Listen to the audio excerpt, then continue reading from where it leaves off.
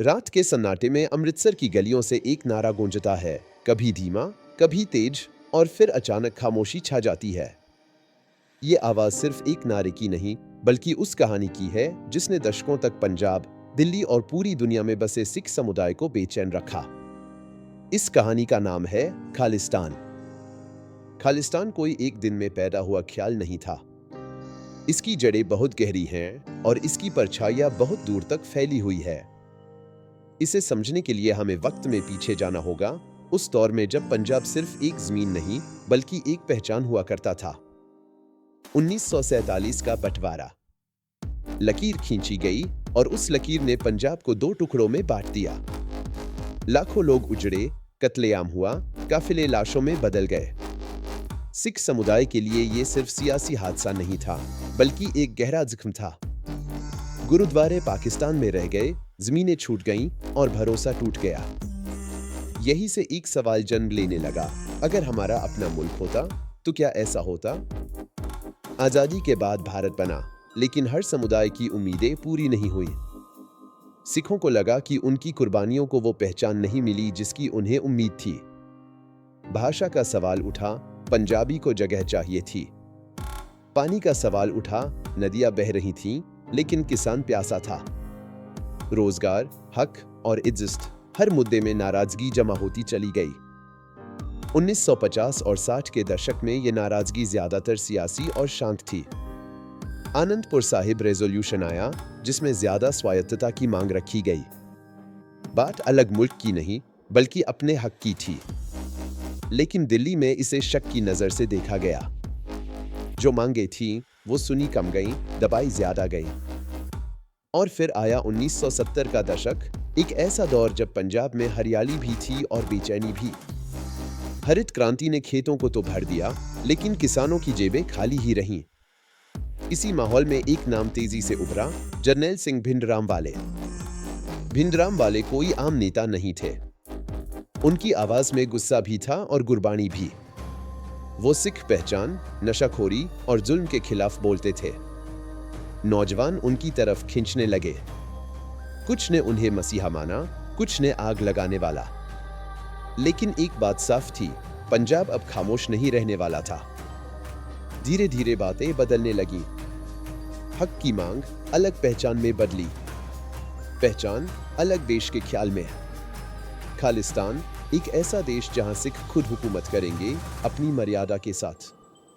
ये ख्याल कुछ के लिए सपना था और कुछ के लिए डर। 1980 के दशक में हालात तेजी से बिगड़े। हत्याएं, धमाके, डर, पंजाब की हवा भारी हो गई। सरकार ने इसे कानून व्यवस्था की समस्या माना और जवाब भी उसी तरह दिया। पुलिस और अर्धसैनिक बलों का दबाव बढ़ा। लेकिन हर कार्रवाई के साथ गुस्सा और गहरा होता गया। फिर आया जून 1984, एक ऐसा महीना जिसने इतिहास की धारा बदल दी। Operation blue star. भारतीय सेना ने स्वर्ण मंदिर परिसर में घुसकर हथियारबंद चरमपंथियों को निकालने का ऑपरेशन शुरू किया। गोलियों की आवाज उस जगह गूंजी जहां आमतौर पर सिर्फ अरदास सुनाई देती थी। भिंडराम वाले मारे गए, हथियार जब्त हुए। सरकार ने कहा, देश की अखंडता बचाई गई। लेकिन लाखों सिखों के दिल में कुछ टूट गया। स्वर्ण मंदिर को नुकसान पहुंचा और भावनात्मक जख्म और गहरे हो गए। ये सिर्फ एक सैन्य कार्रवाई नहीं थी, ये एक धार्मिक आघात बन गया।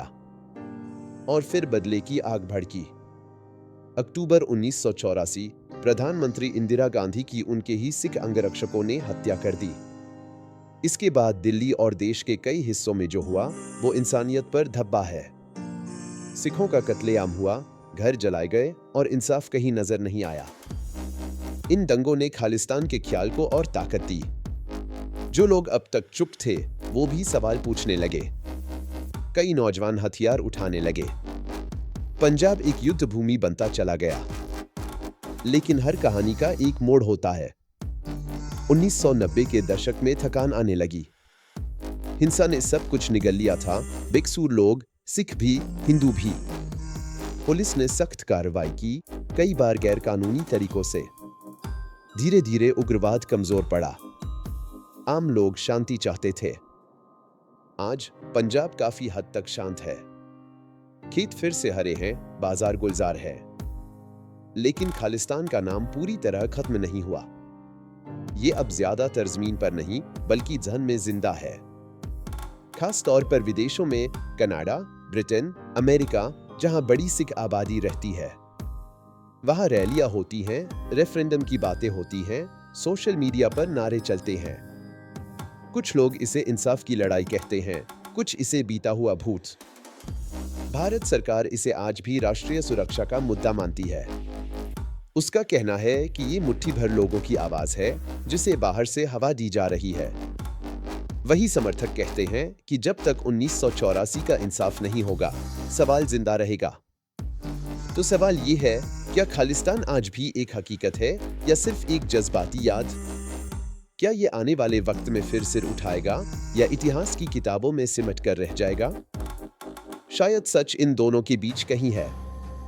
खालिस्तान सिर्फ एक अलग देश का ख्याल नहीं था। ये पहचान, ज़ख्म, गुस्सा और इंसाफ की तलाश की कहानी है। जब तक उन ज़ख्मों पर मरहम नहीं लगेगा, इतिहास पूरी तरह खामोश नहीं होगा।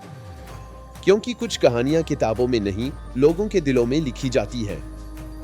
और खालिस्तान, चाहे आप उससे इत्तेफाक करें या नहीं, ऐसी ही एक कहानी है जो आज भी सवाल बनकर खड़ी है।